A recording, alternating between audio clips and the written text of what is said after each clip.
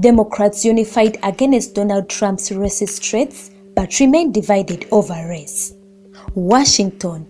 Democrats rushed to the defense of 4 progressive congresswomen of color when President Donald Trump attacked them in a series of racist tweets. But the show of unity masked another potential problem. Closer to home, Democrats themselves are dealing with internal divisions over how to talk about race and racism heading into next year's elections, party leaders and operatives acknowledge. Former Vice President Joe Biden, the current front-runner for the Democratic presidential nomination, is under fire for his decades-old opposition to school busing. Pete Buttigieg, the mayor of South Bend, is facing thorny questions about racial intentions in his hometown after a white police officer shot and killed a black man in June. And the issue of slavery reparations has emerged as litmus test for the field. African American voters are a critically important constituency for a Democratic Party. The huge share of African American voters in early primary states, especially South Carolina but also Alabama, Louisiana, and Arkansas, means Democratic presidential candidates must connect with black communities to pack it up after New Hampshire. Less than a year out of the lower caucus, party operatives acknowledge they have work to do to energize black voters in 2020, something they failed to do in 2016. While Trump's attack on the 4 Democratic congresswomen succeeded in uniting the party, other issues pertaining to race could test that harmony. Weeks before Hillary Clinton won the Democratic nomination in 2016, the First Lady Michelle Obama tested what became a mantra for how Democrats responded to Trump. When they go low, we go high. Nearly 3 years on, the party is still wrestling with whether to stick with that approach when Trump puts issues like race center stage. A dozen times Donald Trump has talked racial tensions. Pattern: a dozen times Donald Trump has stoked racial tensions. Trump employs familiar tactic in attacks on squad. Trump doesn't know how it feels to be treated like less than a dog. We need to have a serious adult conversation about race in this country, said Isaac Wright, a Democratic strategist who ran an army of fact-checkers for the pro-Hillary Clinton group Correct the Record during the 2016 elections. At the same time, we have to recognize that Donald Trump is probably never going to be part of that construction conversation, Wright said. Democrats versus Trump. Democrats face challenges presenting a unified message to African Americans, but observe stressed there is a vast difference between Trump trying to stoke racial tensions with a tweet and party wrestling with how to address inequality, discrimination, and the legacy of slavery. He's dividing people based on race, ethnicity, and religion, Biden told supporters during a fundraiser in California. He's appealing to prejudice. His entire design is to actually divide the country in order to gain power. Trump triggered an April Sunday with a series of threats suggesting that 4 progressive congresswomen, known as the Squad, should go back to where they came from.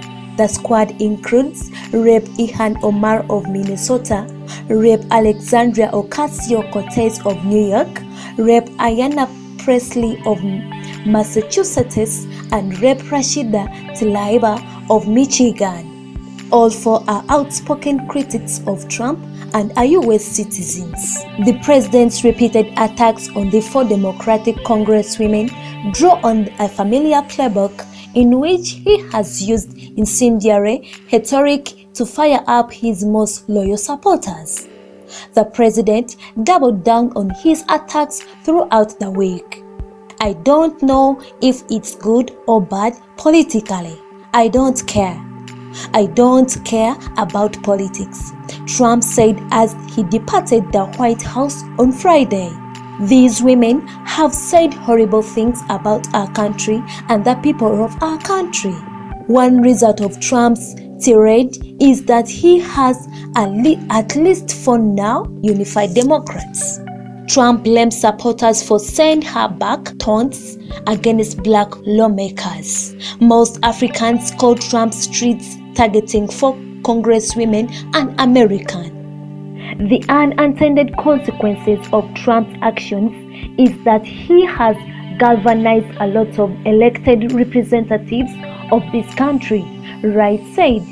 Blind spot for Dems. Those conversations already are underway, Wright said, citing last month's Democratic presidential debate that included a sharp exchange between California Senator Kamala Harris and Biden over his opposition to mandatory school busing.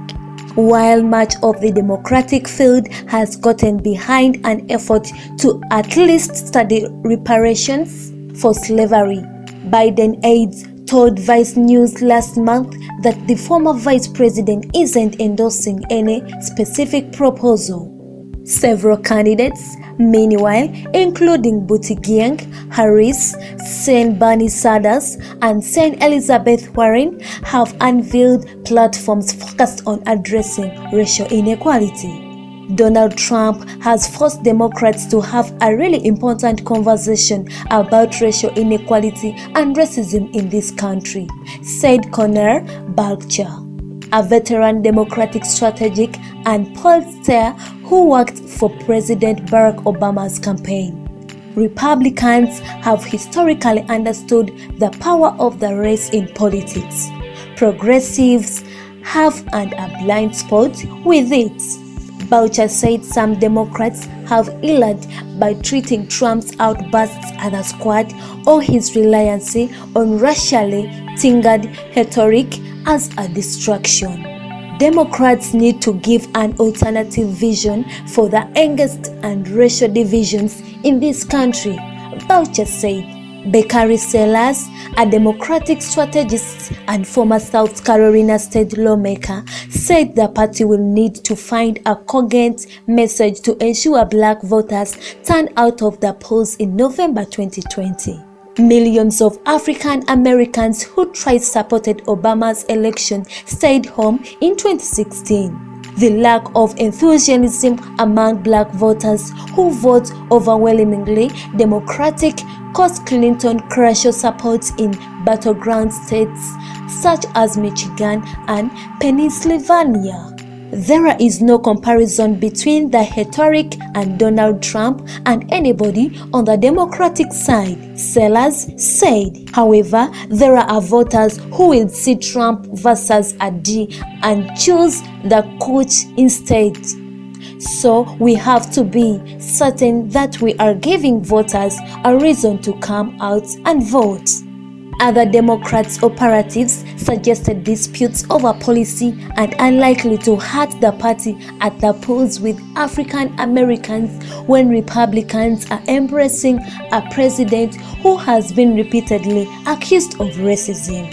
While Democrats may be having discussions about reparations and busing, there is no contest on the commitment all Dems have on overall civil rights, on the importance of diversity and inclusion, and a rigorous commitment to tolerance, decency, humanity, and civility, said Maria Cadola, who served as a senior advisor to Clinton's 2008 presidential campaign.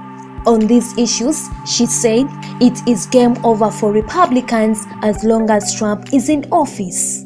Both Barack and Michelle Obama have largely stayed out of the fray of national politics since the election. But in what appeared to be a response to the firestorm over Trump's attack on the squad, Michelle Obama weighed in briefly to offer what seemed to be another message of inclusion on unity. What truly makes our country great is its diversity, she tweeted on Friday. I've seen that beauty is in many ways over the years. Whether we are born here or seeking refuge here, there is a place for all us. We must remember it's not my America or your America, it's our America.